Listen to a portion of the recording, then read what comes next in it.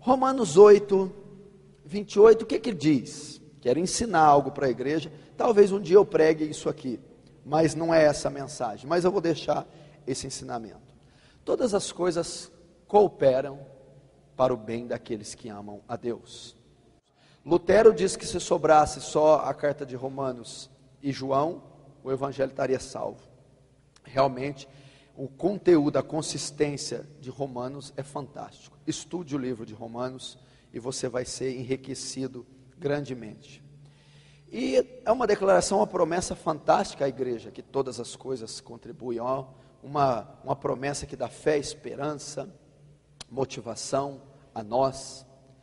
Só que há muita confusão na interpretação desse versículo, né? O meio carismático, e principalmente os neopentecostais, que é o advento que vem ramificando de 30 anos para cá, e tem se manifestado em todo o mundo, o neopentecostalismo é um movimento novo, e principalmente os carismáticos, entendem que esse versículo, Deus está ensinando que todas as coisas cooperam bem para os que amam a Deus.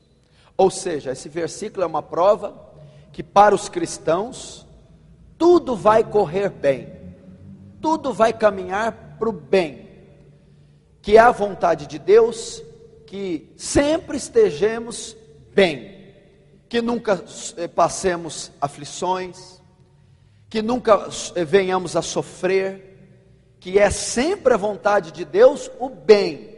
Não é a vontade de Deus que fiquemos doentes, não é a vontade de Deus que nos falte dinheiro, não é a vontade de Deus a pobreza, não é a vontade de Deus as enfermidades, não é a vontade de Deus situações difíceis. Segundo a interpretação deles, é a vontade de Deus sempre o bem, que tenhamos dinheiro, saúde, felicidade, paz, prosperidade. Por isso é o advento do neopentecostalismo, que também se desenha como uma igreja triunfalista. O que é triunfalista? Só vitória, tudo é vitória, né? O crente não pode perder, não pode andar em derrota, não pode bater carro, não pode pegar gripe. Se acontecer uma epidemia na cidade, o crente não pode pegar, ladrão não pula na casa de crente, enfim, é o triunfalismo. Não pode chorar, crente triste, cuidado irmão, não chore, né? É o triunfalismo, que o neopentecostal, o carismático, na sua maioria, não digo todos, entende. Então todo mundo vai na igreja para buscar a bênção, para buscar a vitória, né?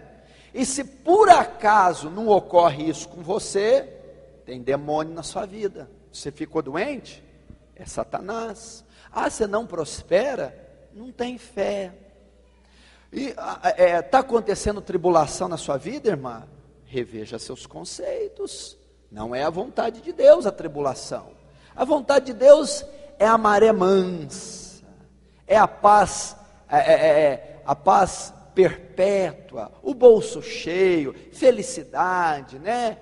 Vai vir um tsunami aqui, só a sua casa que não vai ser destruída, né? Fica tranquilo. É isso que se prega. Mas nós estamos rindo, mas a maioria de nós pensa assim.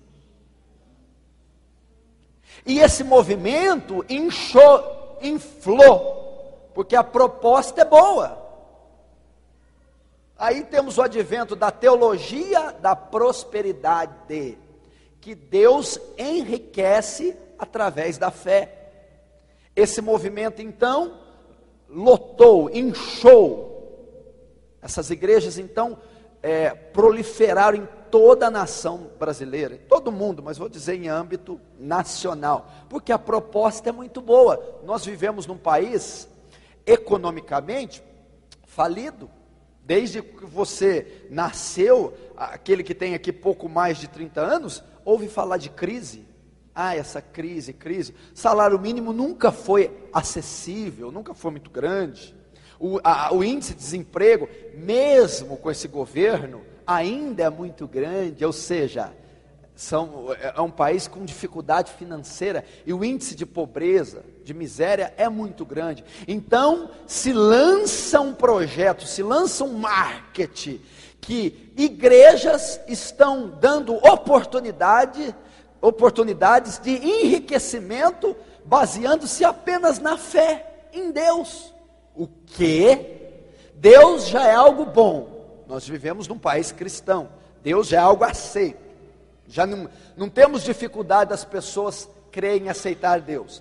Agora, dizer que Deus ainda enriquece, isso é bom demais.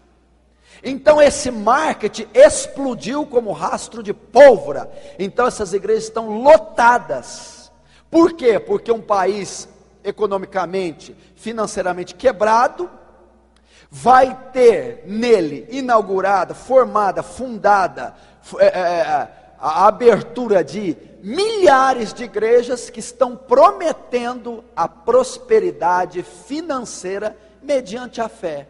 Então, toda a nação está correndo para esses templos, e esses templos incharam. Por quê? Porque não é a vontade de Deus a pobreza.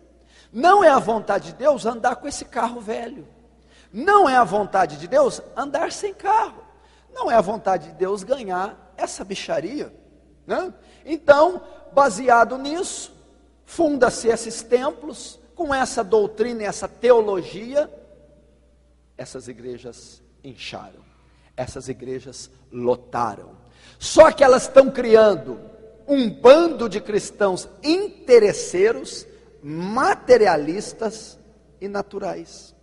E essa teologia não tem fundamento algum nos 4 evangelhos de Jesus Cristo, e nem nas epístolas de Paulo, nem nas epístolas pastorais, e nem nas epístolas gerais.